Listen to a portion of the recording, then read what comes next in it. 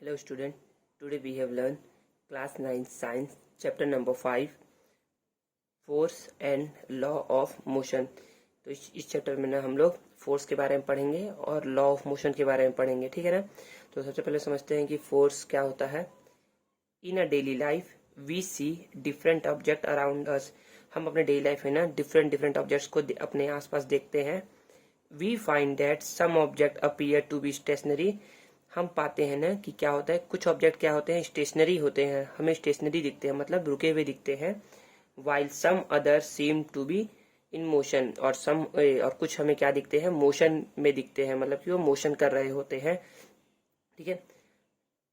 To bring an object into motion और to bring it to rest we need an external factor which is called as force. तो देखिए force क्या होता है, जैसे suppose करिए कि ये देखिए अभी क्या है, ये रेस्ट पोजीशन पे है ना।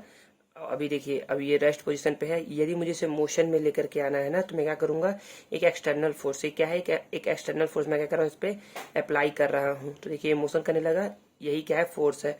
जो मैंने एक्सटर्नल फोर्स अप्लाई किया ना, यही क्या है, फोर्स है, एक्सटर्नल फैक्टर। देखिए मैंने एक एक्सटर्नल फैक्टर अप्लाई किया और क्या हो गया, बॉडी मूव कर रही है, क्या है, फोर्स है, ठीक है।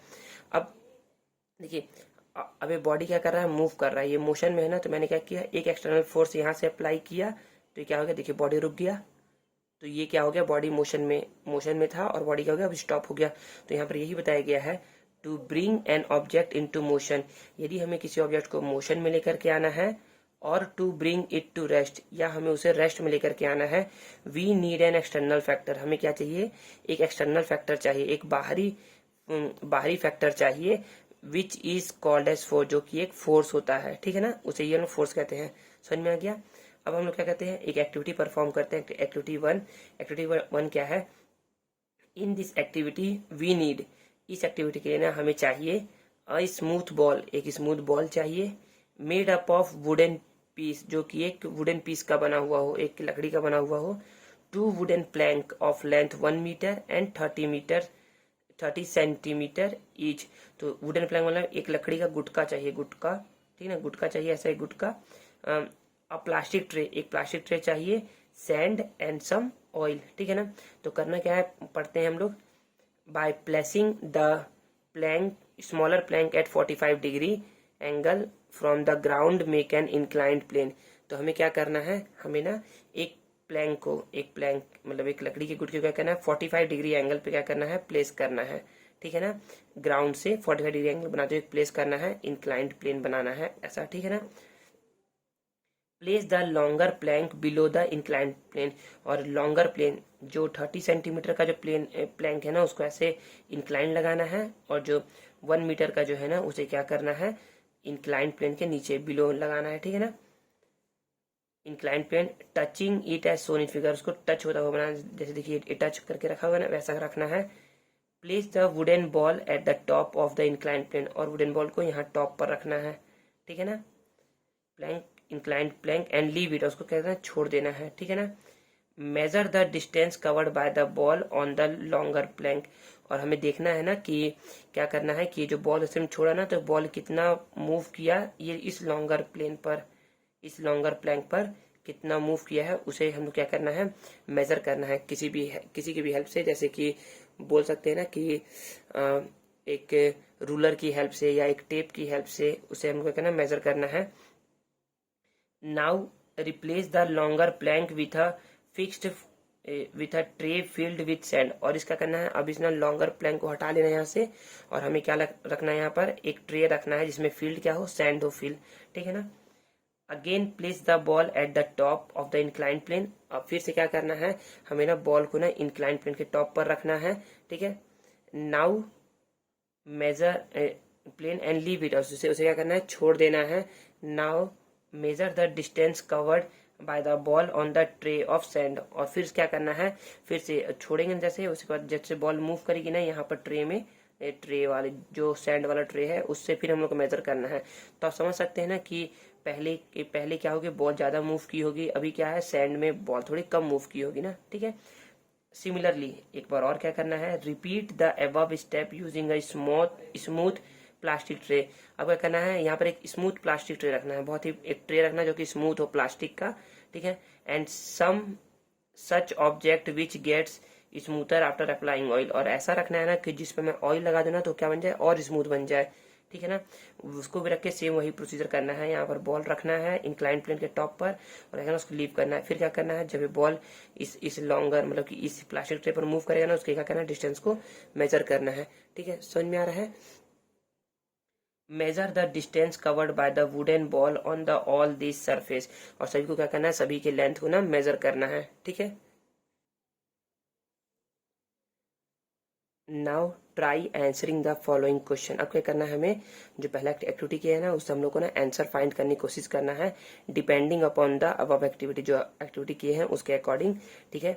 Did the ball cover same distance on all surface, क्या बॉल ने सभी में ना सभी सरफेस पे सेम डिस्टेंस ट्रेवल किया होगा क्या, तो इसका आप लोग को आंसर बताना है, ठीक है। तो नहीं, ऐसा नहीं किया होगा ना, तो यहाँ पर बोल सकते हैं कि नो, ठीक है ना, बॉडी ने सभी सरफेस पे सेम डिस्टेंस मूव नहीं किया होगा, ठीक है ना। Second, arrange the distance covered by the ball on different surface in a particular order, एक पर्टिकुलर ऑर्डर में लिखना है जो भी डिस्टेंस जितना सबसे ज्यादा जो कवर किया है उसका पहले, फिर जो उससे कम और जो सबसे लास्ट में किया है। तो मैं बोल सकता हूँ ना कि जो जिसपे हम लोग ऑयल लगाए होंगे ना तो उसपे क्या किया होगा, वो बहुत ज्यादा तेज मूव किया होगा। जो प्लास्टिक का ट्रे था ना उसमें मैंने क्या कर दिया, ऑयल लगा दिया, ठीक है ना। वो बोल रहा था ना कि प्लास्टिक का ट्रे लीजिए या फिर कोई ऐसा सरफेस लीजिए जिसपे ऑयल लगाए ना तो क्या हो जाए, और वो स्मूथ बन जाए। तो जिस पर ऑयल लगा होगा तो लिख देते हैं यहाँ पर ऑयल ट्रे। ऑयल ट्रे पे सबसे ज़्यादा मूव किया होगा फर्स्ट, देन सेकेंड नंबर पे लिख देते हैं यहाँ, सेकेंड पे हुआ होगा आपका लॉन्गर प्लैंक पे, जो कि लॉन्गर प्लैंक था, ठीक है। एंड थर्ड सैंड, सैंड में मूव किया होगा, ठीक है ना। तो 3 एग्जांपल लिया गया था, ऑयल ट्रे फिर लॉन्गर प्लैंक एंड सैंड, ठीक है। Then next, in which situation did the ball cover maximum distance, तो किस सिचुएशन में बॉल मैक्सिमम डिस्टेंस कवर किया होगा, ऑयल वाले ट्रे में, ठीक है ना। समझ में आ रहा है ना कि ऑयल ट्रे में क्यों मूव किया होगा, क्यों, देखिए फिर इसका रीजन भी समझते हैं, वाई क्यों। द फ्रिक्शनल फोर्स, इसका रीजन क्या है, द फ्रिक्शनल फोर्स। समझते हैं क्या होता है frictional force. Frictional force are responsible for bringing the motion of an object to be rest. Frictional force क्या है, रेस्पॉन्सिबल है किसी भी जो मोशन कर रहा है ना कोई भी ऑब्जेक्ट उसको रेस्ट में लाने के लिए, ठीक है। फ्रिक्शनल फोर्स क्या है, रेस्पॉन्सिबल है कोई भी मूविंग ऑब्जेक्ट को रेस्ट में लाने के लिए, ठीक है ना। फ्रिक्शनल फोर्स क्या है, रेस्पॉन्सिबल है किसी भी मूविंग ऑब्जेक्ट को रेस्ट में लाने के लिए, ठीक है ना। समझ में आ गया ना। तो यहाँ पर यही बताया गया है।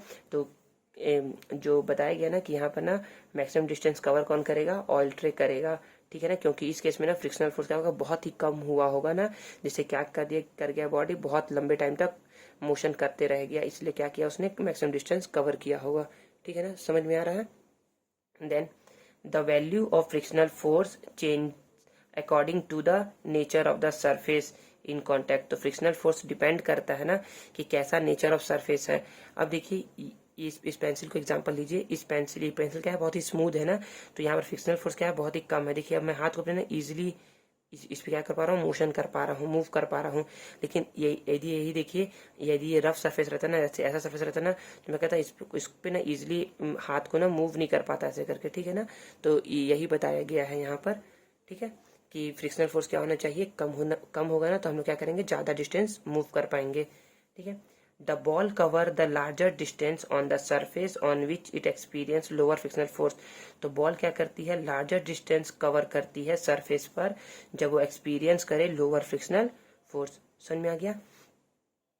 An object remain in a state of motion for much longer on the surface which apply lower friction force।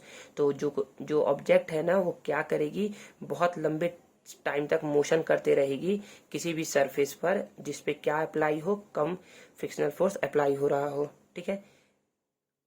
Then next, according to Galileo के according, in the absence of an external force, Galileo के according external force के absence में, external force क्या होता है मैंने बताया था ना अभी। देखिए ये बॉडी ना, देखिए मूव करेगी ना, देखिए ये बॉडी क्या करी है, मूव करी, तो एक्सटर्नल फोर्स लगा दिया मैंने, तो क्या हो गया, बॉडी स्टॉप हो गया। तो यही होता है external force. According to Galileo, in the absence of external force, यदि एक्सटर्नल फोर्स नहीं होगा ना ऑफ रेजिस्टिविटी, रोकने के लिए an object moving at a constant velocity, वो क्या करते रहेगी, कांस्टेंट वेलोसिटी से वो मूव करते रहेगी, remain in its state of motion, और क्या मोशन के स्टेट में रहेगी हमेशा, मतलब कि जिंदगी भर, समझ जाइए। And similarly an object is at rest, ये यदि कोई ऑब्जेक्ट क्या है, रेस्ट पोजीशन पे है ना, तो क्या रहेगी, वो रेस्ट पे ही रहेगी। जब तक क्या करूँ, जब तक मैं एक्सटर्नल फोर्स लगा करके ना इसे मूव नहीं करता ना, तब तक ये मूव नहीं होगी। नहीं तो मैं इसे छोड़ दूँ ना ऐसे ही जिंदगी भर के लिए, तो ये इसी पोजीशन पे हमेशा रहेगी, कभी ये मूव ही नहीं करेगी। तो इसको मूव कराने के लिए मुझे क्या करना पड़ेगा, एक्सटर्नल फोर्स अप्लाई करना पड़ेगा, ठीक है। ये बताया गया है।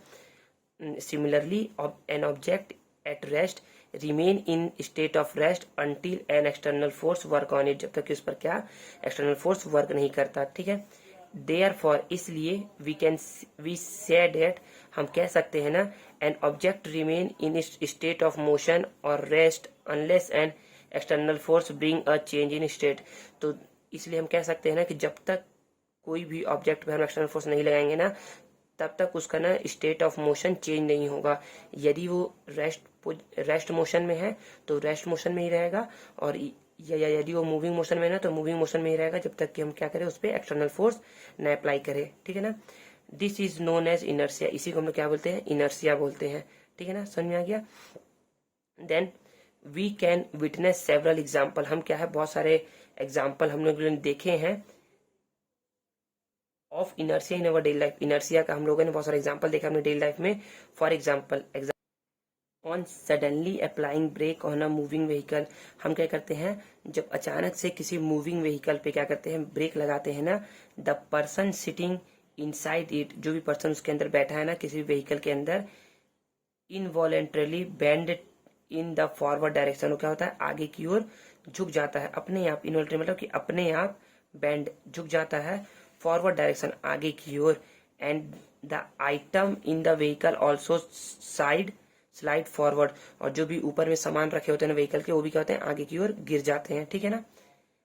A person sitting inside a moving vehicle, कोई भी पर्सन यदि किसी मूविंग व्हीकल के अंदर क्या है, बैठा हुआ है ना, is in motion along with the vehicle, और वो क्या कर रहा है, मोशन कर रहा है उसके साथ साथ। When the vehicle comes to a halt, और जैसे ही व्हीकल क्या होता है, हॉल्ट में आता है ना, मतलब रुकता है ना, the lower body of the person, जो पर्सन का जो लोअर बॉडी होता है ना, which is in contact with the seat, जो कि सीट के कॉन्टेक्ट में है, कम टू रेस्ट इमीडिएटली, वो क्या होता है, तुरंत रेस्ट में आ जाता है। वाइल द अपर बॉडी, जो भी पर्सन का अपर बॉडी है ना, वो मोशन में ही रहता है, इसीलिए क्या होता है, due to inertia, hence the person sitting inside the vehicle bend forward, इसलिए क्या होता है, वो पर्सन आगे की ओर मूव कर जाता है, ठीक है ना, समझ में आया। देखिए बता रहा हूँ एक बार और, ये यदि समझ लेना, एक पर्सन है, ठीक है ना, एक पर्सन क्या है, एक मूविंग व्हीकल में क्या कर रहा है, मूव कर रहा है, ठीक है ना, एक पर्सन है, ये एक मूविंग व्हीकल में क्या कर रहा है, मूव कर रहा है ना। तो जैसे ही व्हीकल में ब्रेक लगता है ना, तो क्या होता है ना, पर्सन की जो लोअर बॉडी पार्ट होता है ना, लोअर बॉडी पार्ट मतलब कि कमर के नीचे का हिस्सा, वो क्या होता है, वो ना तुरंत रेस्ट पोजिशन में आ जाता है। लेकिन जो पर्सन का जो अपर बॉडी पार्ट्स होता है ना, वो क्या होता है, due to motion, due to inertia of motion, क्या होता है, वो रेस्ट में आ नहीं पाता है, वो मोशन में रहता है, इसलिए क्या होता है, बॉडी फॉरवर्ड की ओर बेंड हो जाता है, झुक जाता है, ठीक है ना, यही बताया गया है इसमें। सिमिलरली, इसी तरीके से, व्हेन अ पर्सन, कोई भी पर्सन बेंड बैकवर्ड, वो बैकवर्ड की ओर बेंड करता है, when the vehicle start to move suddenly, जैसे ही व्हीकल क्या होता है, स्टार्ट होता है, अचानक से स्टार्ट होता है, ठीक है। सेम यही रीजन है, due to inertia, due to inertia बोलना है, ड्यू टू इनर्शिया, ठीक है, इनर्शिया के रीजन की वजह से ही ये सब होता है, ठीक है। देन हम लोग पढ़ते हैं इनर्शिया एंड मास, इनर्शिया और मास को समझते हैं। Inertia, every object resist any change in its state whether it is rest और इन मोशन, तो सभी ऑब्जेक्ट क्या है, रेसिस्ट करते हैं, रेसिस्ट मतलब अपने आप को रोकते हैं, सभी ऑब्जेक्ट अपने आप को रोकते हैं, एनी चेंज इन इस स्टेट, अपने स्टेट में चेंज करने से, weather it is at rest और इन मोशन, चाहे वो रेस्ट पोजिशन में हो या मोशन के पोजिशन पे। देखिए तो मैंने बोला ना कि देखिए ये भी रेस्ट पोजिशन पे है ना, तो क्या हो रहा है, मैं इसे यदि फोर्स करूंगा ना, देखिए तो अब ये मूव नहीं कर रहा है, ठीक है ना, तो क्या कर रहा है, अभी तक ना मैंने जितना फोर्स लगाया है ना, वो इसको मूव करने के लिए सफिशिएंट नहीं है, इसलिए क्या हो रहा है, ये ना फोर्स को ना क्या कर रहा है, रेसिस्ट कर रहा है। लेकिन जैसे मैंने ज़्यादा फोर्स लगाया, देखिए क्या करने लगा, मूव करने लगा। तो हर बॉडी क्या करता है, अपने आप का ना अपना पोजीशन को चेंज करने के लिए पहले क्या करता है, रेसिस्ट करता है, रोकता है, ठीक है ना। यदि वो ज़्यादा फोर्स, यदि आप ज़्यादा फोर्स लगाएंगे ना और वो रेसिस्ट नहीं कर पाएगा ना, तो क्या करेगा, बॉडी मूव कर जाएगा, ठीक है ना। या बॉडी कोई क्या कर रहा है, मोशन कर रहा है, बॉडी क्या कर रहा है, मोशन कर रहा है। तो ठीक है, यदि मैं यहाँ पर फोर्स लगाऊंगा ना, देखिए तो बॉडी भी क्या कर रहा है, मूव कर रहा है, मूव कर रहा है। बट यदि मैं ज़्यादा फोर्स लगाऊंगा, देखिए तो बॉडी क्या हो गया, रुक गया।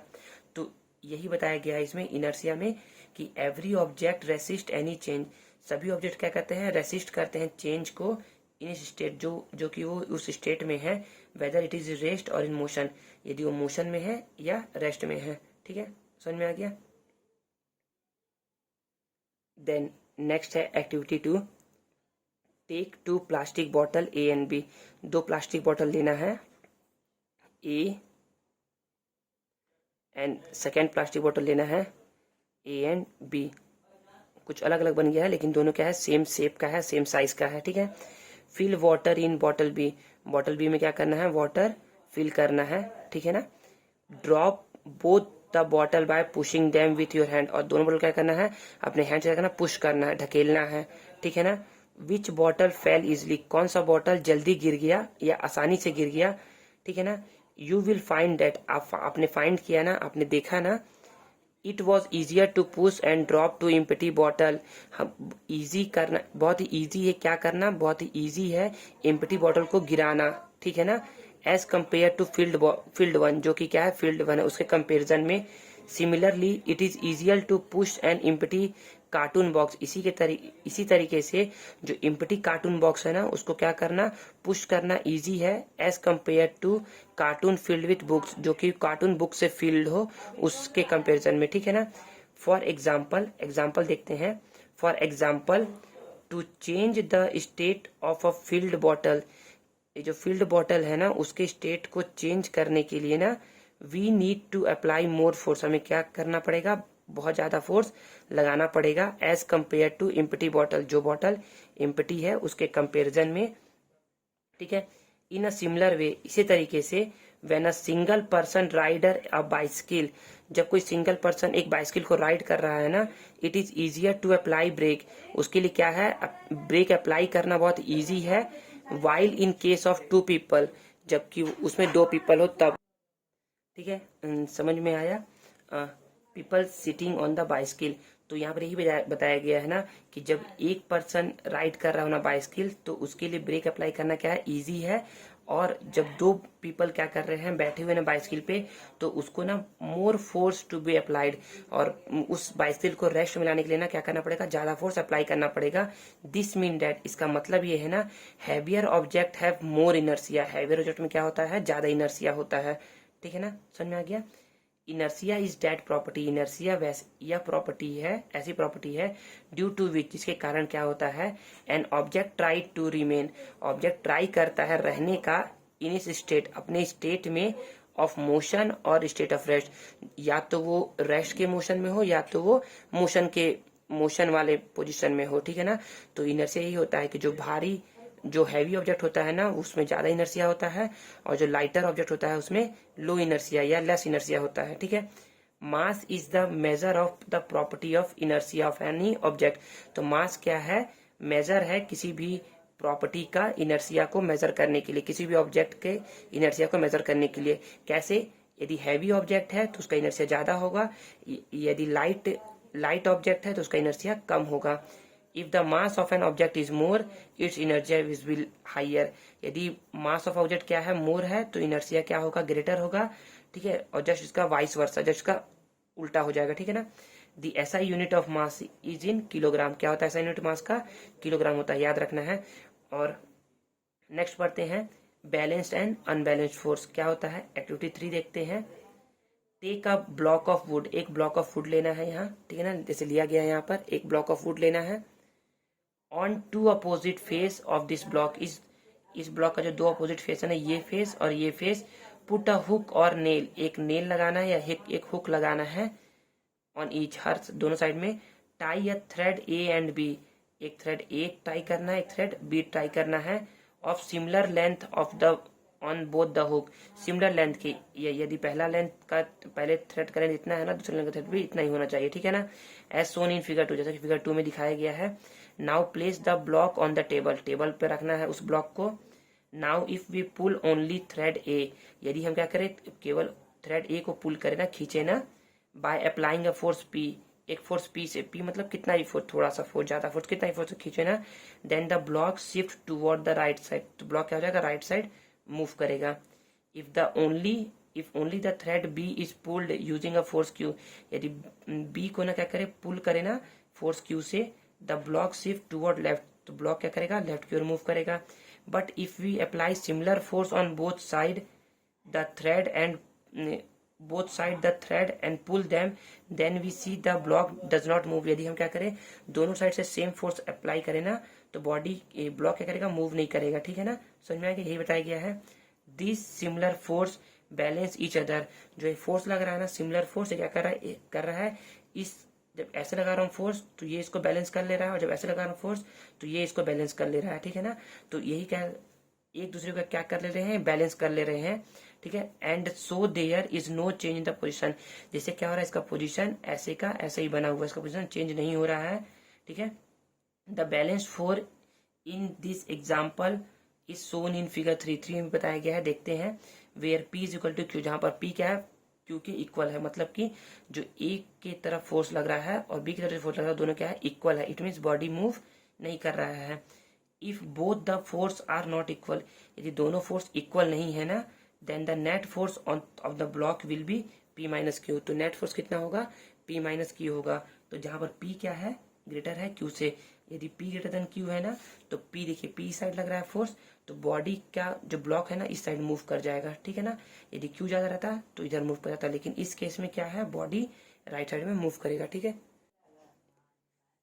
Net force is calculated force applied on the block, तो नेट फोर्स क्या है, कैलकुलेटेड फोर्स है जो कि हम लोग ब्लॉक पे अप्लाई करते हैं, ठीक है ना। टू अंडरस्टैंड नेट फोर्स को समझने के लिए we will need to know, हमें जानना होगा, all the forces that are applied on the object, जितने भी फोर्स लग रहे हैं ऑब्जेक्ट पे, along with their डायरेक्शन, और डायरेक्शन के साथ, ठीक है ना। To get the net force we sum of all the forces that are applied in one direction, तो हमें क्या करना है, देखिए एक डायरेक्शन जितना फोर्स लग रहा है ना, उस सबको ऐड करना है, एक डायरेक्शन जितना फोर्स लग रहा है उन सबको ऐड करना है, और दोनों क्या करना है, सब्ट्रैक्ट कर देना है, ठीक है ना। देख लेंगे, यदि ये साइड ज्यादा होगा तो बॉडी इस साइड मूव कर जाएगा, यदि ये साइड ज्यादा होगा तो बॉडी इस साइड मूव कर जाएगा, ठीक है। And subtract all those forces that are applied in opposite direction, the net force applied on the block is a vector sum of P minus Q, जो नेट फोर्स होगा ना वो क्या होगा, वेक्टर सम होगा पी माइनस क्यू का। Therefore the net force applied on the block in the state is balanced force, यदि क्या है, बैलेंस्ड फोर्स है ना, तो P is equal to Q होगा, मतलब नेट फोर्स क्या हो जाएगा, जीरो जाएगा। जैसे समझिए, एक ब्लॉक है, इस पर एक फोर्स लग रहा है 5, एक और फोर्स लग रहा है 6, और एक फोर्स लग रहा है 3, और एक फोर्स लग रहा है 9। देखिए, तो इसको सम करूंगा तो कितना आएगा, 5 + 6 इज इक्वल टू 11, और इसे सम करूंगा तो कितना आएगा, 9 + 3 इज इक्वल टू 12। तो नेट फोर्स कैसे निकालूंगा, तो मैं बोल सकता हूँ ना कि 12 - 11 इज इक्वल टू 1, तो नेट फोर्स कितना आ गया, 1 आ गया, इट मीन्स बॉडी इस साइड मूव कर जाएगा। तो यही बोला गया है, नेट फोर्स का करना, सम करना है, फिर जो भी आएगा ना उसे क्या कहते हैं, सब्ट्रैक्ट कर देना है दोनों को, तो बॉडी साइड मूव कर जाएगा, ठीक है ना। इस साइड हम लोग बोलेंगे पी, इस साइड को बोलेंगे क्यू, तो हम बोल सकते हैं ना कि क्यू माइनस पी, तो क्यू माइनस पी क्या है, ग्रेटर देन है, इसमें बॉडी इधर मूव कर जाएगा, ठीक है। If the force applied on the thread B is more, यदि थ्रेड बी में फोर्स अप्लाइड ज्यादा हो रहा है ना, then the force applied on A, force A के कंपेरिजन में, जहां ए के कंपेरिजन में फोर्स अप्लाइड के कंपेरिजन में, then the block will shift toward the left side, block इधर मूव कर जाएगा, लेफ्ट साइड मूव कर जाएगा, क्योंकि जो नेट फोर्स है ना वो क्या है, क्यू माइनस पी है, क्योंकि क्यू ज्यादा है, ठीक है ना। जैसे इस केस में था, both the forces are not balance, इस केस में ना क्या है, क्यू ज्यादा है और पी कम है ना, तो वो बैलेंस नहीं है। So the motion of the object, इसलिए ऑब्जेक्ट का motion will be toward the force with the greater magnitude, तो जो मोशन, किसी ऑब्जेक्ट का जो मोशन है ना वो किसकी ओर होगा, जहां पर ग्रेटर मैग्नीट्यूड का फोर्स लग रहा है, यहाँ पर लग रहा है ग्रेटर मैग्नीट्यूड ऑफ फोर्स, इसलिए ये मोशन इस डायरेक्शन में करेगा, डेट इज टुवर्ड बी के डायरेक्शन में, फ्रॉम फिगर 3 में दिखाया गया। ठीक है, तो यहाँ पर हम लोग का ना क्लास 9 का चैप्टर 5 का पार्ट 1 कंप्लीट होता है। नेक्स्ट में ना हम लोग पार्ट 2 पढ़ेंगे, फर्स्ट लॉ ऑफ मोशन से स्टार्ट करेंगे पढ़ना। मिलते हैं नेक्स्ट वीडियो में। यदि आपको कुछ भी प्रॉब्लम हुआ होगा ना तो मुझसे पूछ सकते हैं। Thank you very much.